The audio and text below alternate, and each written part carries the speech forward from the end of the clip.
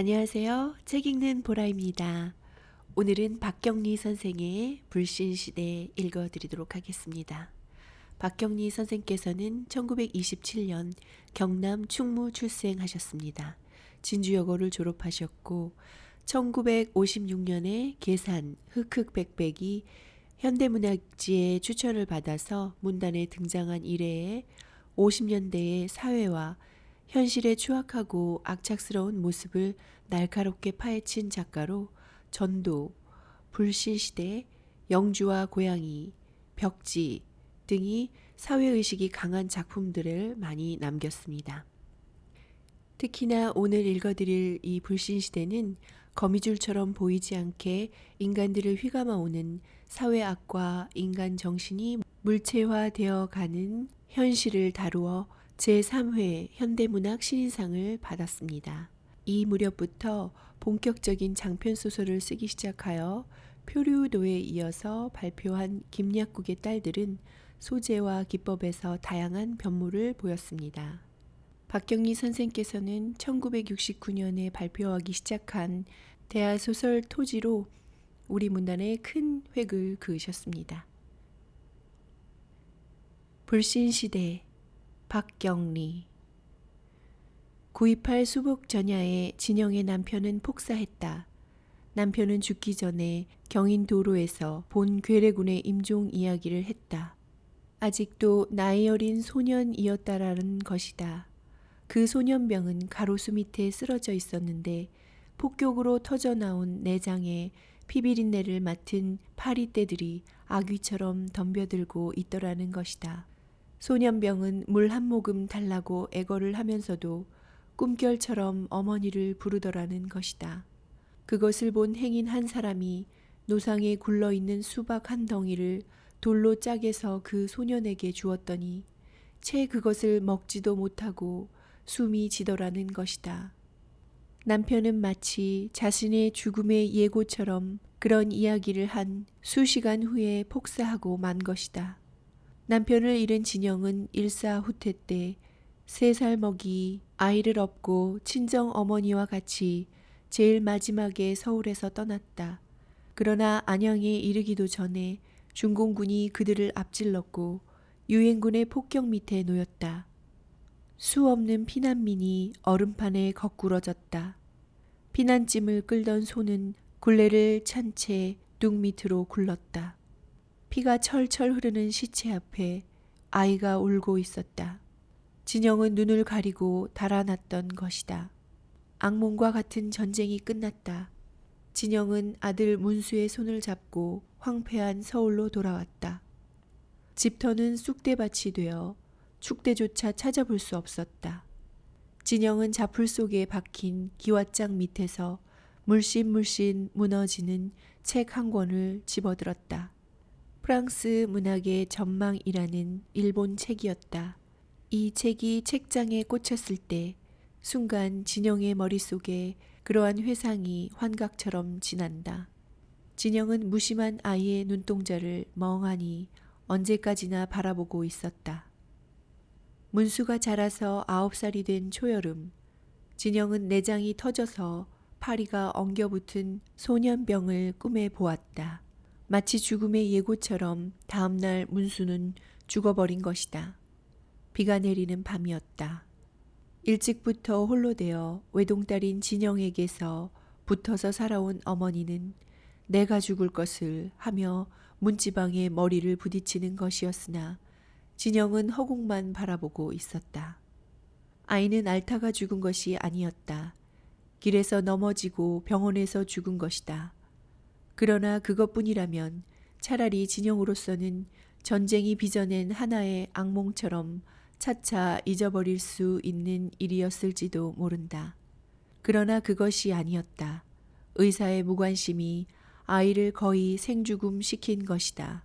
의사는 중대한 뇌 수술을 엑스레이도 찍어보지 않고 심지어는 약 준비조차 없이 시작했던 것이다. 맞지도 않아 한 아이는 도수장 속의 망아지처럼 죽어갔다. 그렇게 해서 아이를 갖다 버린 진영이었다. 바깥 거리에는 쏴하며 밤비가 내리고 있었다. 누워서 멀거니 천장을 바라보고 있는 진영의 눈동자가 이따금 불빛에 번뜩인다. 창백한 볼이 불그스름해진다. 폐결핵에서 오는 발열이다. 바깥에 빗소리가 줄기차온다. 아이가 죽은 지 겨우 한 달, 그러나 1000년이나 된 듯한 긴 날이었다. 진영은 가만히 눈을 감는다. 진영의 귀에 조수처럼 밀려오는 것은 수술실 속의 아이의 울음소리였다. 진영은 벌떡 자리에서 일어나 술병을 들이켠다. 잠이 오지 않을 때 마셔보라고 동무가 보내준 포도주였다. 이불 위에 엎드린 진영은 여울처럼 멀어지는 수술실 속의 아이의 울음소리를 듣는 것이었다. 어떻게 해서 잠이 든다. 진영은 꿈속에서 희미한 길을 마구 쏟아내며 아이를 찾아 헤매다가 붕대를 친친 감은 눈도 코도 입도 보이지 않은 아이의 모습에 소스라쳐 깬다. 흠씬 땀에 젖은 몸이 가늘게 떨고 있었다. 벼랑간 무서움이 쭉 끼친다. 비가 멎은 새벽이 창가로부터 서서히 방 안으로 스며들고 있었다. 허공을 보고 있는 진영은 왜 무서움을 느끼는지 알 수가 없었다. 아이가 이미 유명의 홀령이었기 때문이지도 모른다. 그렇다면 이렇게 서글픈 인간관계가 어디 있겠는가. 진영은 구역질이 날 정도로 자기 자신이 싫었다. 성당의 종소리가 멀리서 들려온다. 요 다음 주일날에는 꼭 나를 성당에 데려가 달라고 가롤동 아주머니께 부탁한 일이 생각난다. 바로 오늘이 그 주일날이다. 가롤동 아주머니는 약속한 대로 8시가 못되어 왔다. 아주머니는 옛날에 죽은 진영의 칠촌 아저씨의 마누라였다. 자식도 없는 그는 아주 독실한 천주교 신자였으나 근래에 와서 개로 인해 상당히 말썽을 빚었다. 진영이만 해도 그 짤짤 끓는 돈으로 겨우 다 넣어온 20만 환짜리 개를 소롯이 포기하고 말았던 것이다. 그만큼 개주를 한 아주머니의 사정이 핍박했던 것이다. 매미 날개같이 손질을 한 모시옷을 입은 아주머니는 울고불고 하는 어머니를 위로하는데 아주머니가 말할 적에는 금으로 씌운 송곳니가 알른알른 보였다. 어머니는 아는 사람을 보기만 하면 언제나 손을 잡고 손자를 잃은 하소연을 했다. 진영은 그러는 어머니가 싫었지만 그러나 딸 하나를 믿고 산 어머니가 여러 가지 면으로 서러운 위치에 놓인 것은 사실이다. 우지 마세요, 형님. 산 사람도 생각하셔야지. 진영이 마음이 오죽하겠어요. 그러지 마세요. 지금도 살아갈 길이나 생각합시다. 진영이 실직을 하고 있는 형편이라 살 길도 막연하긴 했다. 아주머니는 갖가지 말로 어머니를 달래다가 풀어진 고름을 여미며 아주머니는 적삼매도 반드시 고름을 달았다. 우리 어디 사는 대로 살아봅시다. 그리고 나도 생각하고 있었어요. 형님 돈만큼은 돌려드리려고. 원금만이라도요. 어머니의 얼굴이 좀 밝아진다. 진영은 잠자코 양말을 신고 있었다. 세 사람은 거리에 나왔다. 아침이라 가로수가 서늘했다. 본시 불교도인 어머니는 성당으로 가는 것이 마음에 꺼렸으나 그러나 아무래도 좋았다. 의사는 항상 딸에게 있는 것이었으니까.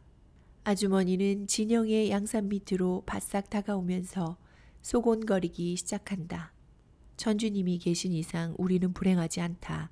천주님이 너를 사랑하기 때문에 이런 기회를 주어 너를 부르신 거야. 모든 것이 다 허망한 인간 세상에 다만 천주님만이 빛이 된다. 신자이면 누구나 할 수 있는 똑같은 말을 아주머니가 했다. 진영은 땅을 내려다본 채 제가 구원을 받자고 가는 건 아니에요. 천당이 있어 그곳에 문수가 놀고 있거니 그렇게 생각하고 싶어서. 그래, 천당 갔다. 그렇게 착한 아이가. 행복하게 꽃동산에서 놀고 있고 말고.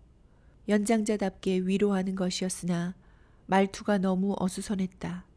아무리 꽃동산이라도 그 애는 외로울 거예요. 엄마 생각이 날 거예요. 진영은 혼자 중얼거리며 하늘을 보았다. 너울처럼 엷은 구름이 가고 있었다. 그런 소리 말고 영세나 받도록 해. 상배도 영세를 벌써 받았어. 아주머니의 목소리는 먼 지평선에서 울려오는 것 같았다. 진영은 기계적으로 무신론자가 영세를... 그 애도 요즘 신경이 많이 변했어. 분냄새가 10개 풍겨온다. 진영은 금리가 알른알른 보이는 아주머니의 인매를 물끄러미 쳐다본다. 상배는 아주머니 댁의 하숙한 대학생이다. 지난 봄에만 해도 그는 아주머니요, 예수가 물 위로 걸었다 겠는겨. 하하하. 아마 예수는 왼발이 빠지기 전에 오른발 올렸고 오른발이 빠지기 전에 왼발을 올렸던가 봐요. 하하하. 그런 부산 사투리의 조롱이 자기 딴에는 아주 신통했던지 상배는 콧마루를 벌름거리며 웃었던 것이다. 진영이 그것을 생각하는 동안 아주머니는 손수건으로 땀을 닦으며 그 애도 우리 집에서 쉬 옮기게 될 거야. 아버지가 사업 때문에 서울로 오신다니까. 그래서 나도 그 애가 나가기 전에 영세받도록 하려고. 부드러운 목소리였다. 그들이 성당 앞까지 왔을 때 은행나무에 자잘한 햇빛이 부서지고 있었다. 뜰에는 연분홍빛 글라디올러스가 피어 있었는데 진영은 불교의 상징인 연꽃을 왜 그런지 연상했다. 그리고 엉뚱하게도 그 꽃들이 자아내는 서양과 동양의 거리를 생각해 보는 것이었다. 막연한 생각이다. 그러나 다음 순간 진영은 얼떨떨하게 자기의 마음을 더듬었다. 문수를 위하여 신을 뵈러 온 마당에서 아무런 경건함도 없이 이렇게 냉정히 사물을 헤아리고 있었다는 것을, 그것을 다만 시각에서 온 하나의 자연 발상이라고만 할 수 있을 것인가. 그렇지 않다면 내 슬픔 속에 그만큼 여유가 있었다는 말인가. 진영은 문수에게 부끄러웠다. 미안했다. 진영은 땀에 젖은 분냄새가 풍겨오는 아주머니의 젖가슴을 무심히 바라보았다. 나무 그늘 아래 아이들이 모여 있었다.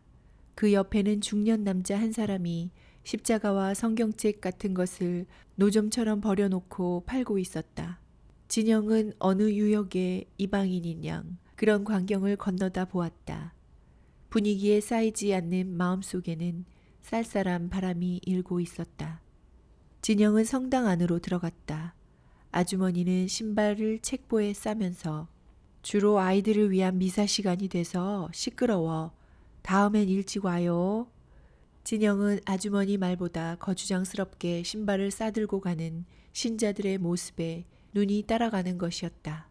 진영은 문득 예수 사랑하려고 예배당에 갔더니 눈 감으라고 해놓고 신도둑질 하더라. 그런 야유에 찬 노래를 생각했다. 그러나 진영은 곧 형용할 수 없는 두려움을 느꼈다. 신전에서 신을 모독하다니. 그런 죄악의식에 쫓기며 진영은 아주머니의 뒤를 따랐다. 얼마 후에 미사는 시작되었다. 가엾은 나의 아들 문수를 위하여 기도를 올리나이다. 진심으로 진실로 비나이다. 그 고통으로부터 놓이게 하시고 어린 영혼에게 평화가 있기를. 진영은 눈을 감고 그런 말을 중얼거렸다. 그러나 마음 한구석에 있는 해살꾼의 속삭임이 더 집요했다. 해살꾼은 속삭인다.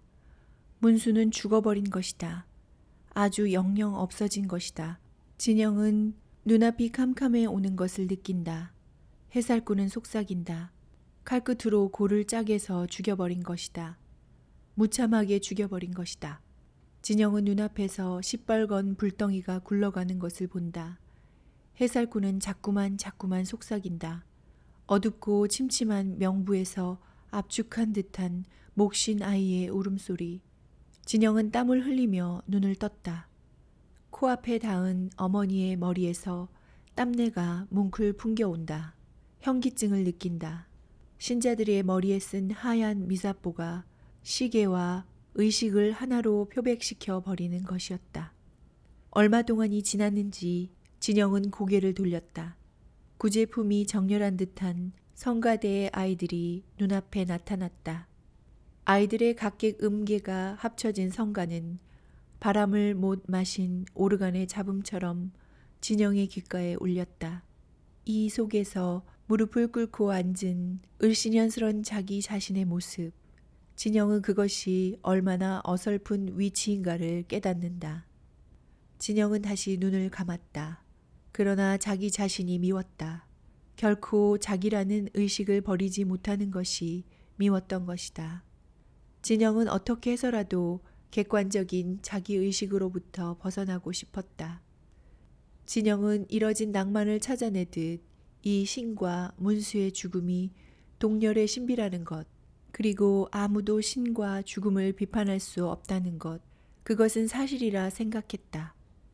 진영이 처음 성당에 나가려고 결심했을 때 그것 종교가 가공에 설정된 하나의 가장일지라도 다만 문수를 위한다는 명목만으로 자신이야 삐에로도 오뚜기도 될 수 있으리라 생각했던 것이다. 그러나 의식적인 맹목은 끝내 맹목일 수 없었다. 미사가 거의 끝날 무렵이었다.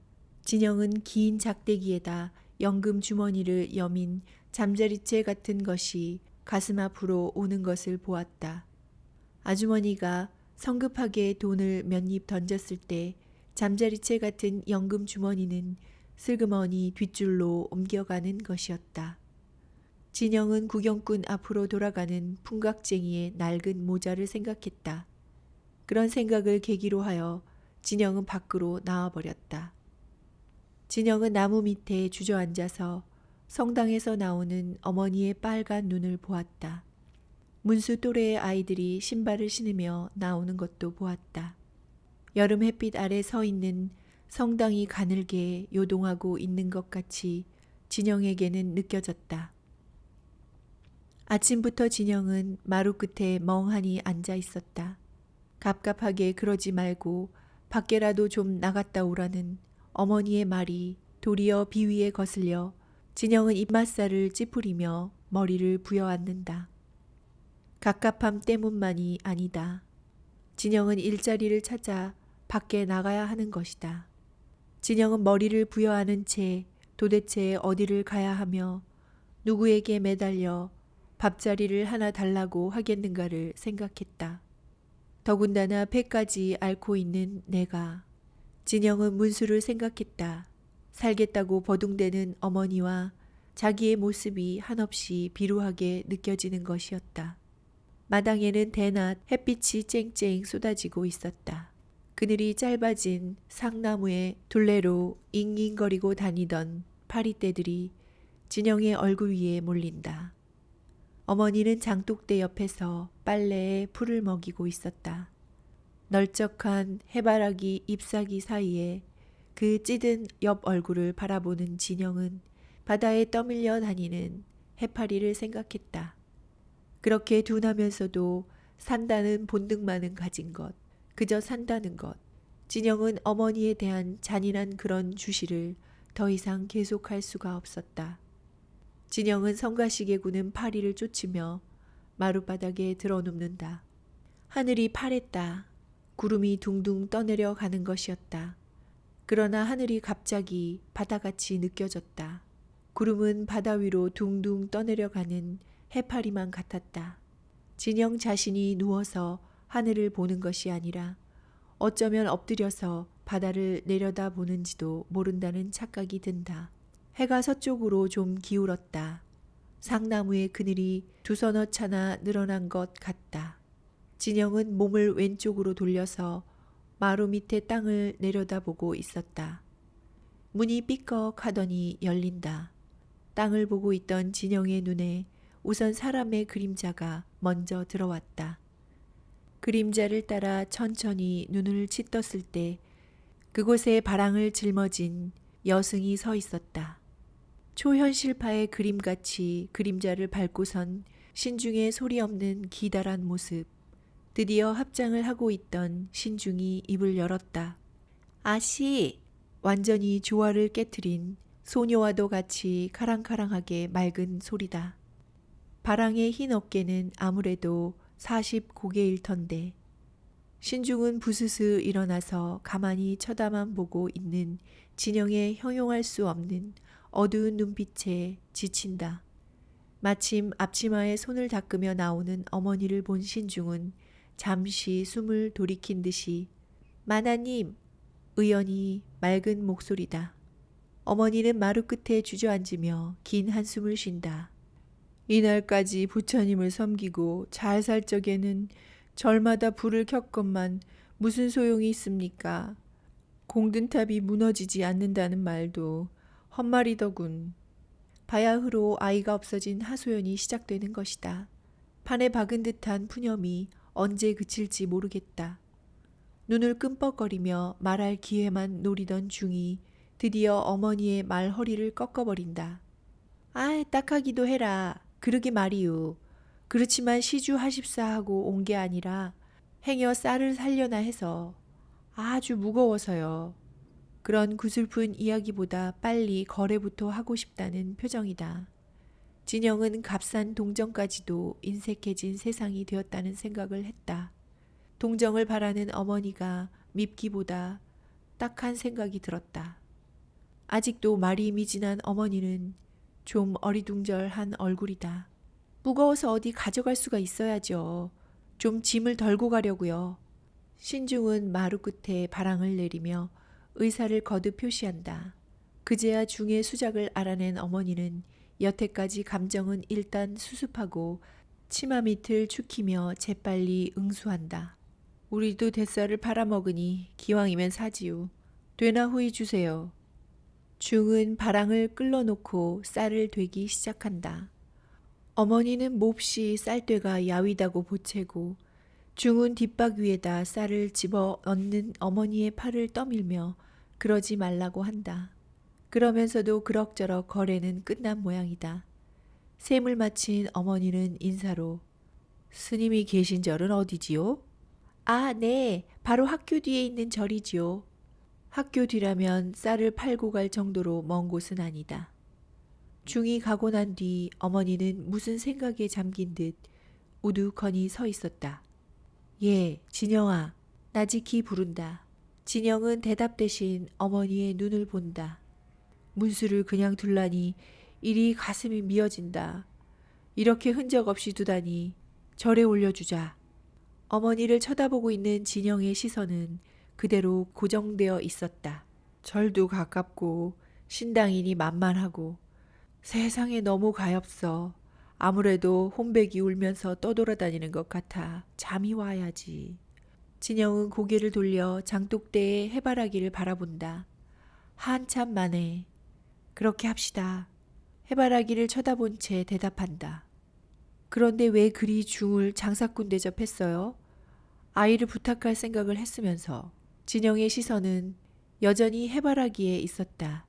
자기가 하는 말에도 별반 흥미를 느끼고 있는 것 같지 않았다. 아따, 별소리를 다 하네. 공은 공이고 신은 신이지. 하기야 뭐 시주받은 쌀을 팔고 가는 게 그게 진짜 중인가. 진영은 그러는 어머니가 미웠다. 그럼 왜 그런 중이 있는 절에 가려고 해요? 누가 중 보고 절에 가나. 부처님 보고 가지. 진영은 잠자코 옳은 말이라 생각했다. 그와 동시에 며칠 전에 아주머니가 우선 쓰라고 돈 2만 환을 주면서 성당에 나가지 않는 진영을 나무라던 일이 생각났다. 이렇게 절에 갈 것을 동의하고 보니 왜 그런지 아주머니에 대하여 변절을 한 듯 미안하다. 그리고 돈만 하더라도 당연히 받을 돈을 받았건만 다른 사람들에게 베풀지 않았던 호의가 빚이 되는 듯 싶다. 그러나 진영의 종교가 오직 문수를 위한다는 명목뿐이라면 성당보다 절이 훨씬 표현적이다. 적어도 돈만 낸다면 절에서는 문수를 위한 단독적인 행사도 해주게 마련이다. 진영은 자리에서 후딱 일어섰다. 해가 서산에 아주 기울었다. 거리로 나왔다. 진영은 약국에서 스트레토 마이신 한 개를 사들었다. 내내 다니던 Y병원에는 아무래도 가고 싶지 않았기 때문에 약을 산 것이다. 가롤동의 아주머니는 Y병원의 의사가 같은 신자니 믿고 다니라고 했다. 그러나 여태까지 주사불량인 한 병에서 겨우 3분지 1만 놓아주고 있었던 것을 알게 되었다. 그것을 안 이상 그 병원에 다시 갈 수는 없었다. 약병을 만지며 길 위에 한동안 서 있던 진영은 집 근처에 있는 S병원으로 들어갔다. 이웃이기 때문에 의사와 안면쯤은 있었다. 그러나 병원은 엉터리 병원이었다. 진영은 모든 것이 서툴러 보이는 갓 데려다 놓은 듯한 간호원을 불안스럽게 쳐다보며 약병을 내밀었다. 진찰도 하지 않고 주사만 맞으러 오는 손님을 의사는 언제나 냉대한다. 그래서 진영은 애당초 의사를 보지도 않았다. 그러나 환자를 진찰하고 있던 의사가 뒤로 고개를 돌렸을 때 진영은 놀라지 않을 수가 없었다. 의사가 아니었다. 그나마도 근처에 사는 건달이었던 것이다.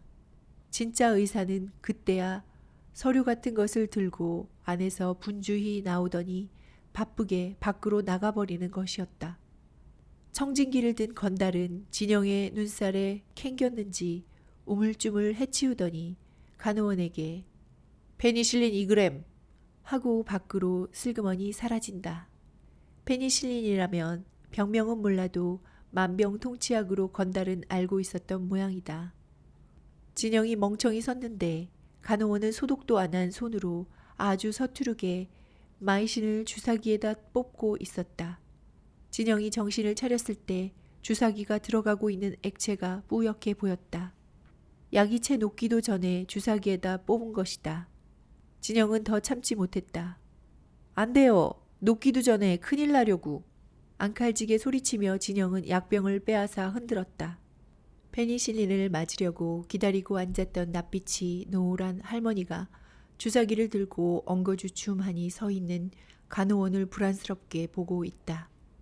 병원 문을 나섰다. 이미 밤이었다. 아까 큰일 나려고 하면서 약병을 빼앗던 자신의 모습이 둥그렇게 그려진다. 참 목숨이란 끔찍이도 주체스럽고 귀중한 것이라고. 몇 번이나 죽기를 원했던 자기 자신이 아니었던가. 진영은 배꼽이 터지도록 밤하늘을 보고 웃고 싶었다.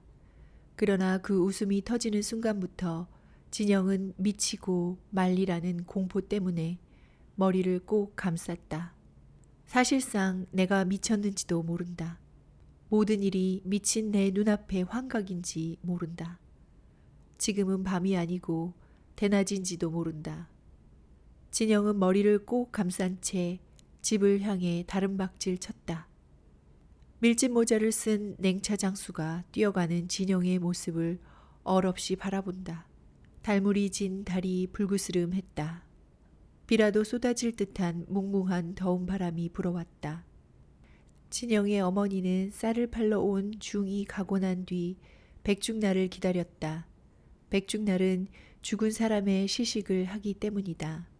백중 전날 어머니는 문수의 사진과 돈 2,000원을 가지고 절에 가서 미리 연락을 해두었다.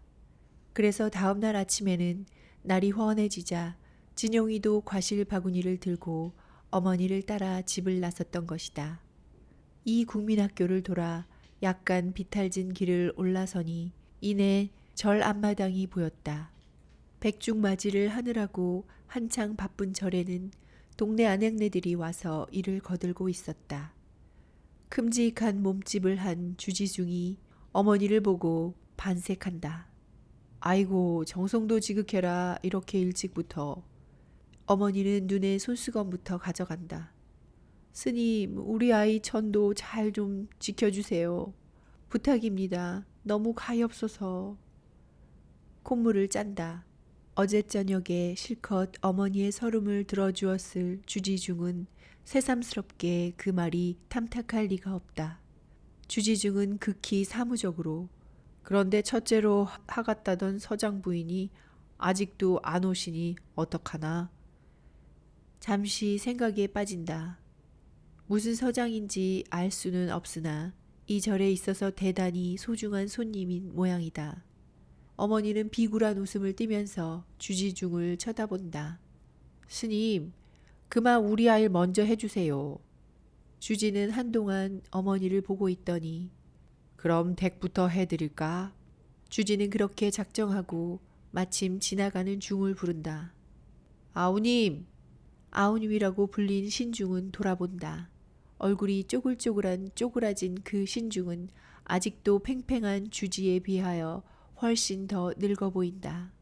게다가 표정마저 앙상하다. 어제 저녁에 이천한 낸 분인데 아직 서장댁이 안 오시니 우선 하나라도 먼저 끝내지요. 주지의 말투는 상대방의 의견을 존중한 것이었다. 늙은 중은 대답 대신 진영의 모녀를 훑어보더니 돈의 액수가 셈에 차지 않는지 무뚝뚝하게 그냥 가버린다. 진영과 어머니는 법당 옆에 서로 등을 보이고 우두커니 서 있었다. 바라보이는 산마루에 막 해가 솟고 있었다. 그 영롱한 아침을 진영은 벽화처럼 감동 없이 대한다. 진영은 최저의 돈을 내고 첫째로 하겠다고 새벽부터 온 것이 얼마나 얌통머리 없는 짓이었던가를 생각한다. 공양을 들고 젊은 중이 온다. 여보세요. 그 키 큰 스님은 안 계시나요? 어머니는 쌀을 팔러 온 중을 두고 묻는 말이다. 그이는 절에 잘 붙어 있지 않아요. 젊은 중은 간단히 대답하고 법당으로 들어간다. 곧 시식 불공이 시작되었다. 진영은 늙은 중이 목탁을 두드리며 조는 듯한 연부를 시작하자 적잖게 실망했다. 몸집도 크고 목소리도 우렁찬 주지중이 아니었던 것이 섭섭했던 것이다. 기왕이면 구차라는 무당으로 하는 따위의 기분이었다. 중은 연부를 하면서 열심히 절을 하고 있는 어머니 옆에 멍청이 섰는 진영을 흘겨본다. 보랏빛깔의 원피스를 입은 진영의 허리는 말할 수 없이 가느다랗다. 핏기 없는 얼굴에는 눈만 검다. 중은 여전히 마땅치 않게 진영을 흘겨본다. 진영은 중의 눈길을 느낄 적마다 재촉을 당한 듯이 어색하게 엎드려 절을 했다. 진영은 중의 마음이 연불에 있지 않고 제밥에 있다는 속담같이 지금 저 중의 마음도 연불에 있지 않고 절에 와서 예배를 하지 않는 내 태도에 있다는 것을 생각한다. 진영은 중과 무슨 대결이라도 한 듯이 점점 몸이 피로해지는 것이다. 얼마 동안이 지난 것 같았다. 주지중이 시끈덕거리며 법당으로 쫓아왔다. 아우님 빨리 하시오. 지금 막 서장댁이 오셨구려. 대강대강 하시오. 주지는 법당 구석에 걸어둔 먹물들인 모시 장삼을 입으며 서두르는 것이었다. 늙은 중은 불전에서 영전으로 자리를 옮긴다. 제대로 불경이나 끝마쳤는지 의심스러웠다. 아까 공양을 나르던 젊은 중이 이번에는 널따란 그릇을 들고 들어온다. 그는 진영의 모녀를 돌아보며 영가 앞으로 오라고 손짓을 한다. 진영은 문수의 사진이 놓인 앞에 가서 엎드렸다. 차가운 마룻바닥에 처음으로 뜨거운 눈물이 주체할 수 없을 정도로 쏟아지는 것이었다. 문수의 손길이 생생하게 마음속에 느껴진 것이다. 문수야, 많이 먹어라. 불쌍한 내 자식아. 진영은 어머니의 목소리를 이처럼 슬프게 들은 적은 없었다. 어머니는 향을 꽂고 빳빳한 은행에서 갓 나온 듯한 10환짜리 20장을 영전에 놓았다. 진영도 일어서서 향을 꽂았다. 그리고 돌아섰을 때 중이 목을 길게 뽑아가지고 영전에 놓인 돈을 기웃거리고 있는 모습을 보았다. 그 빳빳한 새 돈은 흡사 100환권으로 보이는 것이었다. 진영은 송구스런 생각에서 고개를 푹 수그리고 말았다. 그릇을 들고 온 젊은 중이 돈을 옆으로 밀어놓으면서 시무룩하게 영가 노자가 너무 적군요. 이 세상이나 저 세상이나 그저 돈이 있어야 하지 동무하고 쓰고 놀다 가지 않겠어요? 진영은 머릿속에 피가 꽉 차오는 것을 느낀다. 돈을 그렇게밖에 준비하지 못한 어머니의 인색함을 격심히 저주하는 것이었다. 젊은 중은 들고 온 그릇에다가 영가 앞에 차린 음식을 조금씩 덜어 놓는다. 나물, 떡, 자반, 과실 그렇게 차례차례 손이 간다. 마침 먹음직스런 약과에 손이 닿자 벼랑간 목탁을 치던 중이 그건 그만두구려 파락 소리를 지른다. 젊은 중은 진영을 힐끗 보면서 총총히 바깥 시식돌로 음식을 버리러 나가는 것이었다. 진영은 기가 막혔다. 처음부터 거래임에는 이의가 없었다. 그러나 이쯤 되면 어지간한 감정도 폭발 아니할 수 없었다. 진영은 양손으로 얼굴을 푹 쌌다. 울음이 터진 것이다. 누구에게도 향할 수 없는 역정을 그는 울음 속에 내리 퍼부었다. 울음 속에 그 목을 감던 손길이 느껴진다. 미칠 듯한 고독과 그리움이 치솟는 것이었다. 음식을 버리고 돌아온 젊은 중은 과실을 모으며 이걸 가져가셔야지 보자기를 하며 어머니를 돌아본다. 진영은 새빨갛게 충혈된 눈으로 젊은 중을 노리며 일 없소 그만둬. 진영의 목소리는 악을 쓰는 것 같았다. 일을 다 마치고 법당 밖에 나온 늙은 중이 왜 가져온 걸 안 가져가슈? 쳐다보지도 않는 진영이 되신 어머니가 뭐 그걸. 진영의 얼굴을 어머니는 숨어본다. 늙은 중은 침을 꿀꺽 삼키며 댁 같으면 중이 먹고 살갔수. 진영의 눈이 번뜩였다. 조반을 자셔야 할 텐데 너무 일러서 찬이 제대로 안 됐어요. 좀 기다리실까요? 젊은 중은 그런 말을 남기고 가버린다. 진영은 법당 축돌 위에 주저앉았다. 이 세상이나 저 세상이나 그저 돈이 있어야지요 하던 말이 되살아온다. 물론 처음부터 거래였다. 그렇다면 화폐의 액수에 따라 문수에 대한 추모의 정이 계산된단 말인가. 진영이 그러한 울분에 젖어 있을 때 말쑥하게 차려입은 그 서장의 부인인 듯 싶은 젊은 여인이 주지중에게 인도되어 법당으로 들어가고 있었다. 잠깐 후 불경 읽는 소리가 쩌렁쩌렁하게 밖으로 흘러나왔다. 잠들었던 부처님이 처음으로 일어나서 귀를 기울일 만한 뱃속에서 밀어낸 목소리였다. 진영은 발딱 일어선다. 어머니, 그냥 갑시다. 밥을 얻어먹으러 절에 온 것은 분명히 아니다. 그냥 걸어가는 진영을 만류 못할 것을 아는 어머니는 뜰에 서성거리고 있는 늙은 중에게 그만 갈랍니다, 시님. 그 아침이나 잡수시지 갈려오? 굳이 잡지는 않았다. 그는 전문까지 전송하며 당신네들 같으면 중이 먹고 살갔수. 진영은 우라보다 어처구니가 없었다. 내리막길에서 자풀을 뽑으며 진영은 말없이 울었다. 여비도 떨어진 낯선 여관방에다 문수를 혼자 두고 가는 것만 같은 생각이 자꾸 드는 것이었다. 진영은 불덩이 같은 이마를 짚는다. 한여름 내내 진영은 알았다. 애당초 극히 경미하게 발생한 폐결핵이 전혀 방치되었기 때문에 점점 악화되어 갔던 것이었다. 뿐만 아니라 다른 병까지 연속적으로 병발하는 것이었다. 찬물만 마셔도 배탈이 났다. 눈병이 나고 입이 부르트고 하는 것은 일수였다. 앓다 못해 귀까지 앓았다. 그리고 수년 내로 건드리지 않고 둔 충치가 일시에 쑤시어 밤낮을 가리지 않고 욱신거렸다. 진영은 진실로 하나의 육신이 해체되어 가는 과정 속에서 몸서리치는 무서움을 느꼈다. 그것은 마치 쌩쌩하게 내리쬐는 햇볕 아래 늘어진 한 마리의 지렁이 같은 생명이었다. 이러한 육신과 더불어 정신도 해체되어 가는 과정 속에 진영은 있었다.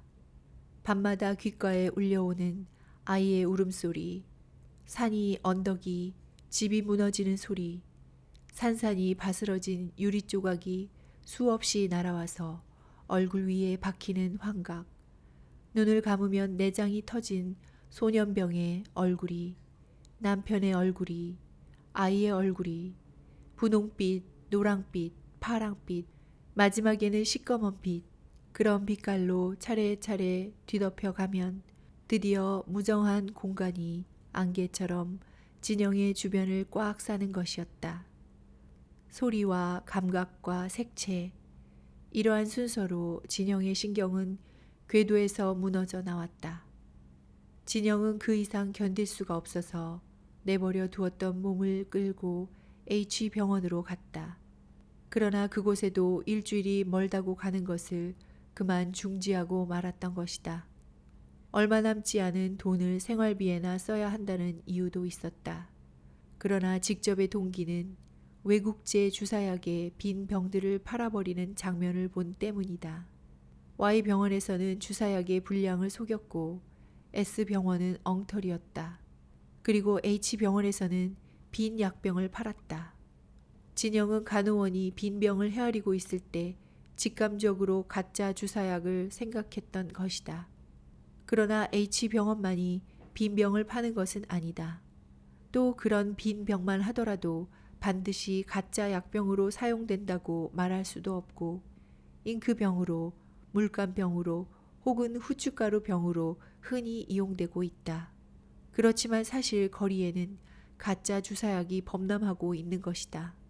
상인들은 의연히 그런 가짜를 진짜 속의 진짜라고 나발불었다.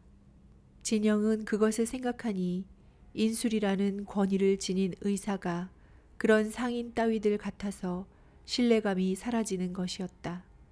물론 아무리 대수롭지 않은 빈병일지라도 그것은 전혀 그 의사의 소유이며 처분의 자유는 그의 기본 권리에 속한다. 그래도 진영은 그의 기본적 권리보다 무수히 마치 패스트처럼 눈에 보이지 않게 만연되어가는 가짜 주사약 생각만 하는 것이었다. 해바라기에 꽃이 씨앗을 안았다. 며칠 전에 아주머니가 원금만은 돌려주겠다던 약속대로 마지막 남은 10,000원을 가지고 왔다. 이것으로 원금 100,000원은 다 받은 셈인데 조금씩 보내준 돈은 지금 집에 한 푼도 있지 않았다. 아주머니는 돈을 주고 난 다음 가려고 일어서면서 문수의 위패를 절에다 모신 데 대한 불만을 했다. 그리고 왜 그런 우상을 숭배하느냐고 나무라는 것이었다. 진영은 어느 것이면 우상이 아니냐고 말하고 싶었으나 말하고 싶은 충동을 억눌러 버리고 그저 멍멍이 아주머니를 쳐다보았던 것이다. 자기 자신이 지닌 모순을 설명할 도리가 없어서 그랬던 것이다. 추석날이었다. 진영은 어머니가 절에 가시는 것을 말리지 않았다. 도리어 정성 들여서 사다 놓은 실과 바구니에 차곡차곡 넣어주었다. 배, 사과, 포도, 밤, 대추, 먹음직한 과자도 서너 가지 있었다. 어머니가 바구니를 들고 걸어가는 뒷모습을 문 앞에서 바라보고 섰던 진영은 당신네 같으면 중이 먹고 살갔수 하던 말이 문득 생각났다. 문수가 먹을 것을 중이 먹다니 아깝다, 밉살스럽다. 그러나 진영은 다음 순간 부끄럼 때문에 얼굴이 붉어졌다. 이러한 파렴치한 생각을 내가 왜 했던고. 진영은 문을 걸고 뒷산으로 갔다. 울고 싶었고 외치고 싶은 마음에서였다. 산에는 게딱지만한 천막집이 군데군데 서 있었다. 들꽃 한 송이, 나무 한 뿌리를 볼 수 없는 이곳에는 벌써 하나의 빈민굴이 형성되어 말이 산이지 이미 산은 아니었다. 자작하게 괜 샘터에는 물을 깃는 거미같이 가는 소녀의 팔, 천막집 속에서 내미는 누렇게 뜬 얼굴들. 진영은 울고 싶은 마음에서 집을 나와 산으로 올라온 자기 자신이 여기서는 차라리 하나의 사치스런 존재였다는 것을 뉘우친다. 진영은 한참 올라와서 어느 커다란 바위에 가서 앉았다. 산등성이에서 바라다 보이는 시간은 너절했다. 구릉을 지은 곳마다 집들이 마치 진딧물 모양으로 다닥다닥 붙어 있었다. 그 속에는 절이 있고 예배당이 있고 그리고 서양적인 것, 동양적인 것이 과도기처럼 있고 조화를 깨뜨린 잡다한 생활이 있었다. 이러한 도시 속에 꿈이 있다면 그것은 가로수라고나 할까, 보랏빛이 서린 먼 산을 스쳐가는 구름이라고나 할까. 진혁은 얄팍한 턱을 괜다. 꿀벌처럼 도시의 소음이 귓가에 울려오는데 고급 승용차가 산장에 있는 고개로 미끄러지고 있었다. 진영은 산등성이에서 그것을 보며 그것은 별것이 아닌 한 마리의 딱정벌레 같은 것이라 생각한다. 꼬물꼬물 기어가는 딱정벌레. 진영은 새삼스레 사방을 두리번거렸다. 무의미하기 짝이 없는 충동들이다. 그래서 어쨌단 말인가? 진영은 이유 없이 자기를 다잡아 보았다. 사실 그러했다. 그래서 어쨌단 말인가?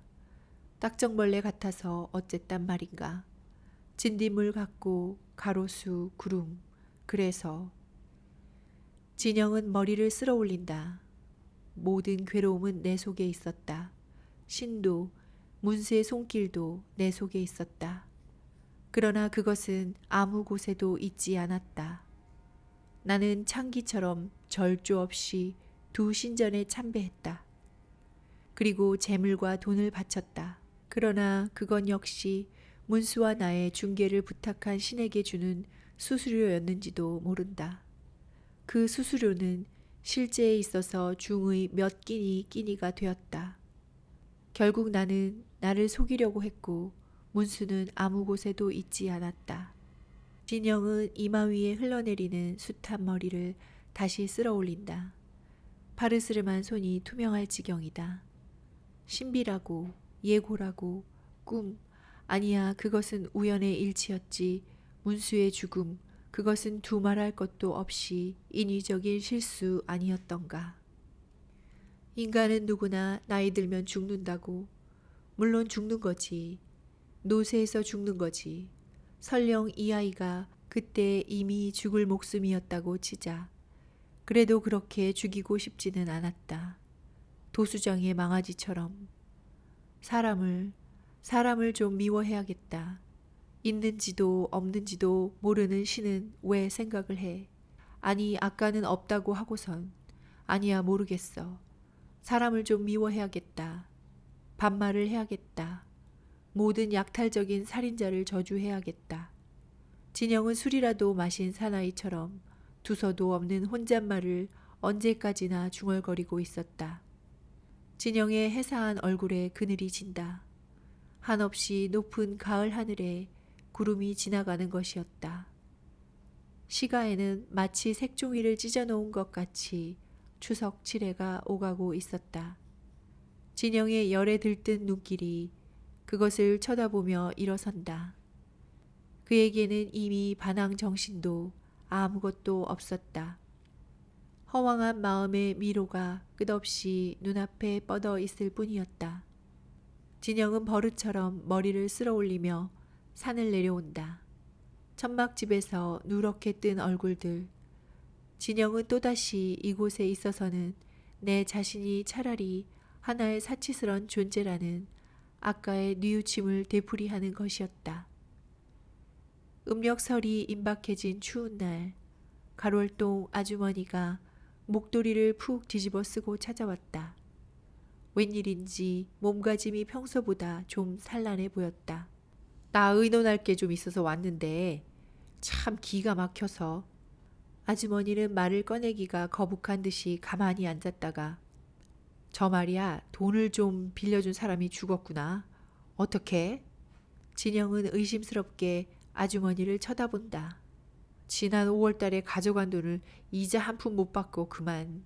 진영의 변해가는 표정을 보고 아주머니는 입을 다물어 버린다. 5월이면 진영의 갯돈을 찾을 달이다. 그리고 개가 끝나는 달이기도 했다. 그것뿐이 아니다. 벌써 몇 달 전부터 갯돈을 받으려고 몸이 달아서 다니던 사람이 몇 명 있었던 것이다. 빌려준 돈이 얼마나 돼요? 진영은 처음으로 입을 열었다. 50만 환이야. 진영은 속으로 놀랐다. 개를 해서 빚만 뒤집어 쓴 줄 알았는데 그런 대금의 비밀 거래를 하고 있었다는 것은 무엇을 의미하는 것일까? 진영은 차갑게 아주머니를 쳐다본다. 아주머니는 눈물을 글썽거리며 자식도 남편도 없는 내겐 그것만이 남겨진 것이었어. 낸들 얼마나 돈을 떼었니. 설마 내가 잘되면 빚이야 갚고 살겠지만 그때 그 돈마저 내주게 되면 난 영영 파멸이지. 진영은 어디 미천든 장사였더냐고 오금을 박아주고 싶었다. 아주머니는 한참 만에 눈물을 닦고 일의 경위를 설명하기 시작한다. 그 내용인즉 죽은 사람은 돈을 쓴 회사의 전무였으며 5월 달에 빌려간 50만 환의 이자라고는 한 푼도 받아본 일이 없었다는 것이다. 불안해진 아주머니는 전무에게 원금을 뽑아달라고 졸랐으나 영 내놓지 않아서 생각다 못해 같은 신자에게 의논을 했더니 그의 남편인 김씨가 일을 봐주겠다라고 하기에 일을 맡겼다는 것이다. 그 김씨란 사람이 수단이 비상하여 마침내 사장 명의로 된 약속어음을 받게 되고 그 며칠 후에 전무는 교통사고로 죽은 것이라 한다. 사장 명의로 된 약속어음을 받은 것은 무엇보다도 다행한 일이었으나 웬 까닭인지 김씨란 사람이 약속어음을 도무지 주지 않고 무슨 협잡을 하는지 알 수 없다는 것이다. 그렇다고 해서 그를 의심한다거나 비위를 거슬려 놓는다면 돈 준 사람도 없는 지금 여자인 내가 어떻게 사장이란 사람에게 받아낼 수도 없고 이렇게 속이 탄다고 하면서 아주머니는 가슴을 치는 것이었다. 그 이야기를 다 들은 진영은 대관절 그 전무란 사람이 어떻게 알고서 그런 대금을 주었어요? 저 왜 그 상배 있잖아. 그 상배 아버지야. 뭐예요? 영세를 받았다던 상배 학생 말이에요? 아주머니는 얼굴이 빨개진다. 진영은 기가 막혔다. 그러고 보니 사업 때문에 상배 아버지가 서울로 오게 될 거라고 하던 말이 생각났다. 산뜻하게 종교를 이용했군요. 아주머니는 진영의 눈길이 부신 듯이 눈을 내리깐다. 글쎄 지금 생각하니 모두가 계획적이었어. 영세 받은 것만 해도. 신용보증으론 종교보다 더 실한 게 있어요. 아주머니는 비꼬는 진영의 말에 풀이 죽는다. 진영은 풀이 죽는 아주머니로부터 눈을 돌렸다. 영세를 받았기 때문에 믿고 돈을 준 아주머니, 신자이기 때문에 믿고 일을 맡긴 아주머니, 단순했다고 할 수밖에 없다. 그런 생각을 하면서 다시 아주머니를 쳐다보았다. 그의 약점을 추궁할 마음은 이미 사라지고 없었다. 그래서 어떡하실 작정이에요? 글쎄 말이다. 그래서 의논이지. 제 생각 같아서는 김씨가 일을 봐주되 어음은 아주머니가 가지시는 것이 좋을 것 같아요. 그렇지만 어음을 찾아간다고 일을 안 봐주면 그땐 벌써 그이에겐 딴 야심이 있었다고 봐야죠. 그럼 김씨가 일 안 봐줄 적에 네가 좀 협조해 줄 수 있을까? 여자 혼자 있으니 아무래도 호락호락 보일 것 같아. 아주머니의 말투는 애원이었다. 글쎄, 그런 일은 아주 딱 질색이었다. 그러나 진영은 약점을 안 후 거절을 해버리는 것이 무슨 악마 취미 같아서 아무렇지 않은 얼굴로 저도 같이 가지요. 그러자 아무것도 모르는 어머니가 점심을 차려왔다. 점심을 먹으면서 아주머니는 한결 마음이 후련해졌는지 여러 가지 잡담을 꺼냈다. 글쎄 돈이 있어도 문제야. 이제 당초에 겁이 나서 남 줄 생각이 없어. 진영은 무표정하게 밥을 삼키며 아무 말씀 마시고 돈 찾거든 장사하세요. 체면이고 뭐고.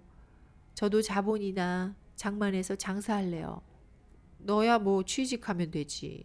취직이 그리 쉬운가요? 하다 안 되면 거지빵이라도 구워 팔아야죠.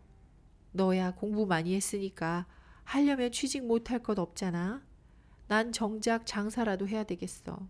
그러나 돈벌이론 걔가 제일이야. 힘 안 들고. 아주머니는 숟갈을 놓고 성냥개비로 이빨을 쑤시면서 말하는 것이었다. 진영은 아무렴 그렇겠지. 그런 배짱이면 하다 말고 아주머니의 눈을 들여다본다.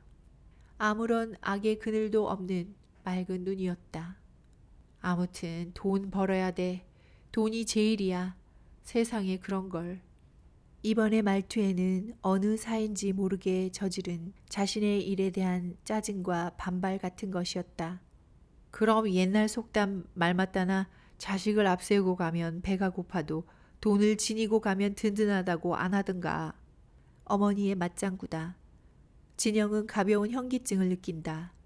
시야 속에서 그들의 얼굴을 지워버리듯이 얼른 고개를 돌린다. 형님, 이래서 천당 가겠습니까? 돈 하다가. 아주머니는 깨르르 웃으며 일어서서 장갑을 낀다. 진영은 그 웃음 속에서 불안과 자포에 대한 반발을 느낀다. 진영은 고개를 들어 아주머니를 쳐다보았다. 역시 괴롭고 고독한 사람이고. 아주머니가 가버린 뒤 진영은 자리에 쓰러졌다. 솜처럼 몸이 풀어진다. 진영은 방 안에 피운 구멍탄 스토브에서 가스가 분명히 지금 방에 새고 있을 거라고 생각한다. 방 안에 가득히 가스가 차면 나는 죽어버리는 거라고 생각한다. 어느새 진영은 괴로운 잠이 드는 것이었다. 내장이 터진 소년병이 꿈에 나타났다. 진영은 꿈을 깨려고 무척 애를 썼다. 모레가 명절인데 절에 돈 1,000환이나 보내야겠는데. 어렴풋이 들려오는 어머니의 말소리다. 진영은 몸을 들치며 눈을 떴다. 귀신이나 사람이나 매한가지인데 남들은 다 제 몫을 먹는데 우리 문수는 손가락을 물고 애미를 기다릴 거다. 잠이 완전히 깬 진영은 벌떡 자리에서 일어났다. 그는 외투와 목도리를 안고 마루에 나와 그것을 몸에 감았다. 진영은 부엌에서 성냥 한 갑을 외투의 주머니에다 넣고 집을 나갔다. 오랫동안 마음속에서만 벼르던 일을 오늘에야말로 해치울 작정이었던 것이다. 진영은 눈이 사북사북 밟히는 비단길을 걸어 올라갔다. 진영은 고슴도치처럼 바짝 털이 솟는 자신을 느낀다. 목도리와 외투 자락이 바람에 나부낀다. 그러면 참나무 가지 위에 앉은 눈이 외투깃에 날아 내리는 것이었다. 진영은 절로 가는 것이다. 진영이 절 마당에 들어갔을 때 당신네들 같으면 중이 먹고 살갔수 하던 늙은 중이 막 승방에서 나오는 도중이었다. 절은 괴괴하니 다른 인적기는 통 없었다. 진영은 얼굴의 근육이 경련하는 것을 의식하며 중 옆으로 나선다. 저 말이죠. 저희들이 이번에 시골로 가는데 아이 사진과 위패를 가지고 가고 싶어요. 고개를 푹 숙인 채 진영은 나지막하게 말한다. 허옇게 풀어진 눈으로 진영을 쳐다보던 중이 겨우 생각난 모양으로 이사를 하신다고요? 그럼 어떠우? 그냥 두구려. 명절에 우편으로라도 잊어버리지 않으면 되지. 진영은 숙인 고개를 발딱 세우더니 옆으로 휙 돌리며 참견할 것 없어요. 사진이나 빨리 주시오. 하고 쏘아붙인다. 중은 좀 어리둥절해 하더니 무엇인지 모르게 중얼중얼 시부렁거리며 법당으로 간다. 이윽고 중이 문수의 사진과 위패를 가지고 나오자 진영은 그것을 빼앗듯이 받아들고 인사말 한마디 없이 절문 밖으로 걸어간다. 화가 난 중은 진영의 뒷모습을 꼬나보다가 중얼중얼 시부렁거리며 뒷산으로 간다. 진영은 중에게 화를 낸 것은 아니었다. 다만 진영으로서는 빨리 사진을 받아가지고 절문 밖으로 나가고 싶었던 것이었다. 그래서 초조했던 것이었다. 진영은 비탈길을 돌아 산으로 올라간다. 올라가면서 진영은 이리저리 기웃거린다. 어느 커다란 바위 뒤에 눈이 없는 마른 잔디 옆에 이르자 진영은 그 자리에 주저앉는다. 그리하여 문수의 사진과 위패를 놓고 물끄러미 한동안 쳐다본다. 한참 만에 그는 호주머니 속에서 성냥을 꺼내어 사진에다 불을 그어댄다. 위패는 이내 사라졌다. 그러나 사진은 타다 말고 불꽃이 잦아진다. 진영은 호주머니 속에 휴지를 꺼내 타다 마는 사진 위에 찢어서 놓는다. 다시 불이 붙기 시작한다. 사진이 말끔히 타버렸다. 노르스름한 연기가 차차 가늘어진다. 진영은 연기가 바람에 날려 없어지는 것을 언제까지나 쳐다보고 있었다. 내게는 다만 쓰라린 추억이 남아있을 뿐이다. 무참히 죽어버린 추억이 남아있을 뿐이다. 진영의 깎은 듯 고요한 얼굴 위에 두 줄기 눈물이 흘러내리고 있었다. 겨울 하늘은 매몰스럽게도 맑다. 참나무 가지에 얹힌 눈이 바람을 타고 진영의 외투깃에 날아내리고 있었다. 그렇지. 내게는 아직 생명이 남아 있었지. 항거할 수 있는 생명이. 진영은 중얼거리며 참나무를 휘어잡고 눈 쌓인 언덕을 내려오는 것이었다. 여기까지 박경리 선생의 불신시대였습니다. 이 작품은 자신을 둘러싸고 있는 온갖 부정과 위선과 타산으로 이루어진 사회의 어두운 면을 신랄하게 파헤치고 고발함으로써 이 작가의 사회적 관심을 강하게 투영시키고 있습니다. 끝까지 함께 해주셔서 감사합니다. 책 읽는 보라였습니다. 오늘도 행복하세요.